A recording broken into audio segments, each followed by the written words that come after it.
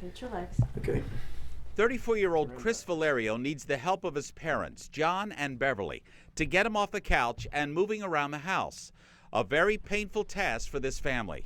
Chris is virtually helpless. And the frustrating part of all this is there is a very good chance this could have been prevented.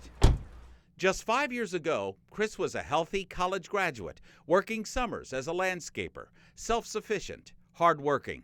His nightmare began in 2009 when his ring finger began to twitch. And I said, this isn't good. We have to start seeing doctors. And that started us on the path of seeing different doctors. We saw 15 different neurologists or neurosurgeons because when he was 12, he had scoliosis surgery.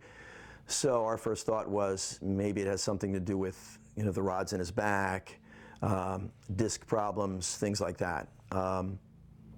And none of those doctors suggested Lyme disease at all. Chris likely acquired a tick-borne illness while landscaping, but neurologists speculated it was an ailment like anxiety or depression that was the root cause of Chris's condition.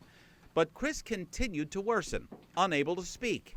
His nervous system ravaged by years of misdiagnosis or no diagnosis. And one doctor even said, he's a young guy, he's going to have to learn to live with it. And I said, absolutely unacceptable. And I'm not accepting that, and we didn't. I saw Chris for the first time about 3 months ago. The Valerios finally tracked down specialist number 17, Dr. Richard Horowitz, author of the best-selling book, Why Can't I Get Better, and a world-renowned pioneer in Lyme disease research. But unfortunately, by the time that he had reached me, he was already in a wheelchair, unable to stand, unable to speak, with tremors that were severely affecting his life. Patients with Lyme disease who come to me who are sick as Chris, they don't just have Lyme that's making them sick. With one tick bite, you can get multiple infections in your body. He'd end up having West Nile virus, which is a virus that can affect the brain. We tested him for heavy metals. He was very high on mercury, as well as lead, and mercury can cause tremors, like we see in Chris. Despite these very heady days of modern medicine, the great majority of medical specialists still look at Lyme disease through a very narrow diagnostic lens. Traditional medical education has always taught doctors to find one underpinning cause for all a patient's symptoms. But if a Lyme patient like Chris Valerio has 35 serious symptoms, all co-infections eating away at the victim's body, most conventional specialists will try to explain all 35 symptoms away with one primary diagnosis, tragically assuring chronically ill patients like Chris Valerio to fall through the cracks. And people think, oh, I always get a bullseye rash, and nothing could be farther from the truth. The only way you get better from Lyme disease is if you only get Lyme without associated co-infections.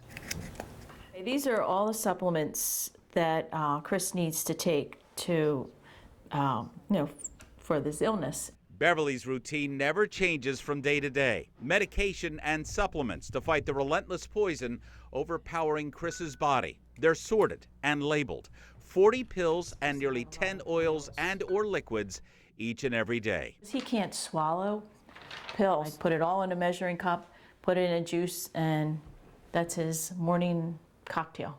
Ready? Everything Chris swallows is ingested by a straw. On rare occasions when the Valerios can afford it, Chris undergoes treatment in an infrared sauna, detoxifying dangerously high levels of mold and heavy metals like lead and mercury. The tick-borne illness rendering Chris's immune system too weak now to flush them from the body. We'll be treating his heavy metals, his mold, detoxing him, and helping him with physical therapy and rehab to hopefully regain some of the function that he's lost. Chris's nightmarish journey has plagued those who were closest to him, loved ones who would do anything possible to reclaim all that wasted time. With Chris being sick, it's like we're all sick. Our whole day, our world is around doing what we can to get Chris healthy. A lot of times we'll think, oh, if the third doctor we saw or the fifth doctor we saw would have suggested being tested for Lyme, we wouldn't be here. Well, we're here. We are here. And I always say, and I'll say to the doctor, give Chris back his health and you'll give us all back our lives. Meantime, the Valerios have put all their money, all of their energy, and above all, their hope into creating an awareness of the cataclysmic effects of a simple infectious tick bite so that others don't have to endure similar hardships and the seemingly endless antiquated notions from conventional specialists. I'd sell a kidney if it meant getting what he needs to get better. I mean, that's what it's all about. You know, it's all about your kids. Anyone with kids knows that.